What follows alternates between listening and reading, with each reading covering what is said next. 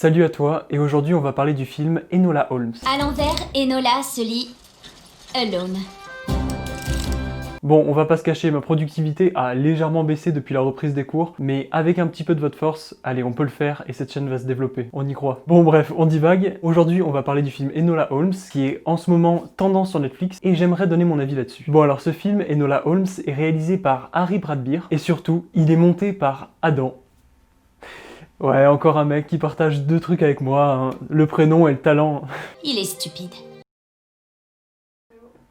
Bon bref, le synopsis de Enola Holmes. Alors, c'est l'histoire de Enola qui vit au 19e siècle. À l'envers, Enola. Oui bon, on a compris. Très bien. Et qui est la sœur de Sherlock et Mycroft Holmes. Quand soudainement, boum, elle perd sa mère. Alors elle se dit, mais où est ma mère? Là, elle part à la recherche de sa mère. Sauf que, Mycroft il dit, mais non, c'est une femme, alors go la mettre dans un pensionnat pour femmes. Et Sherlock il fait, mais faudrait d'abord la retrouver cette femme. Et du coup, Sherlock, boum, il essaie de retrouver Enola, sauf que nous on suit Enola et on sait qu'elle essaye d'échapper à Sherlock. Et en même temps à Mycroft, parce que Mycroft, tu sais, les femmes, pensionnat, les femmes. Mycroft il est sympa, mais bon, les femmes. Bref, du coup, elle part et elle enquête sur quelque chose d'autre. Un meurtre, une affaire de disparition. En gros, c'est ce qui se passe. Enola à la recherche de sa mère en essayant de devenir une détective en parallèle avec une enquête tierce et qui est poursuivie par ses deux frères. Et c'est un film super intéressant dans le scénario. Bon, maintenant que vous savez de quoi parle le film de façon hyper précise et hyper claire, je vais vous donner mon avis. En plus du talent de réalisation qui est évident, en fait c'est surtout le talent des acteurs qui est remarquable. Bon, les acteurs c'est vraiment ce qui va diriger ce film parce que chacune des performances est vraiment super et je vais pouvoir vous citer quelques noms et vous allez voir qu'ils n'ont pas pris les acteurs au hasard. Bon, bien évidemment, le rôle de Enola, il est joué par Millie Bobby Brown, qui est aussi Eleven dans Stranger Things, je pense que vous la connaissez plus par ce biais-là. Mais il y a aussi Henry Cavill, qui est Superman. Oui. D'ailleurs, on retrouve un petit peu des traits de Superman dans le personnage de Sherlock dans cet opus. Et d'ailleurs, petite anecdote, concernant Henry Cavill, mais pas que lui, en fait c'est seulement le 3e acteur à jouer à la fois un super-héros et Sherlock Holmes.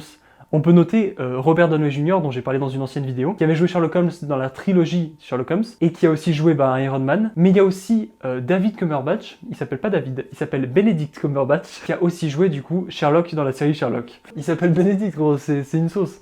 Bon, mais il y a aussi Lestrange, la meuf pas gentille dans Harry Potter, c'est la mère de Enola Holmes, elle est jouée par Helena Bonham Carter.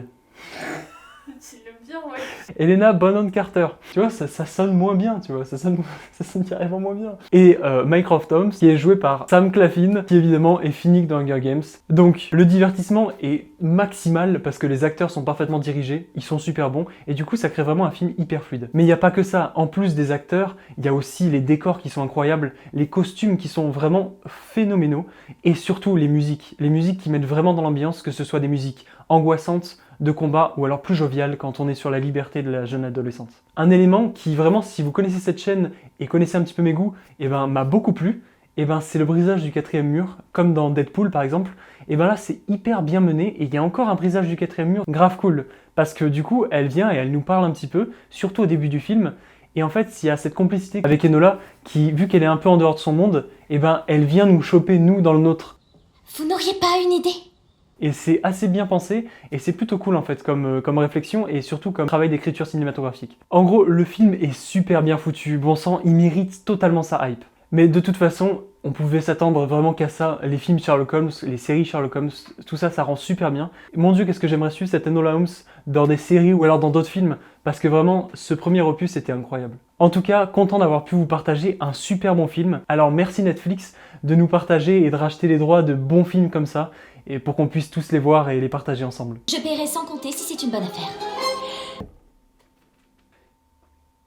Et surtout, avant de vous laisser, j'ai envie de préciser que le film Enola Holmes était super féministe, super engagé, et qu'il était hyper pertinent de ce point de vue-là parce qu'il n'était pas agressif dans son féminisme, et que ce film, il produit la volonté d'aller vers l'avant et de continuer à lutter pour les droits pour les femmes, le pouvoir des femmes, et du coup, c'est un film hyper pertinent de ce point de vue-là. Donc, c'est aussi un film féministe sans être agressif, et ça, mon dieu, qu'est-ce que c'est bien de traiter ce point de vue intelligemment. Et donc voilà, c'était vraiment un dernier point qui était hyper important sur le film et qui sans doute vous donnera peut-être envie justement de creuser le film, parce que les films qui prennent un petit peu des risques et qui sont engagés, c'est toujours plus intéressant. En tout cas, Voilà, c'était une analyse qui m'a beaucoup plu à faire, et n'oubliez pas les filles, une fille qui n'est pas bien habillée, pas maquillée, eh ben... On dirait une vulgaire paysanne.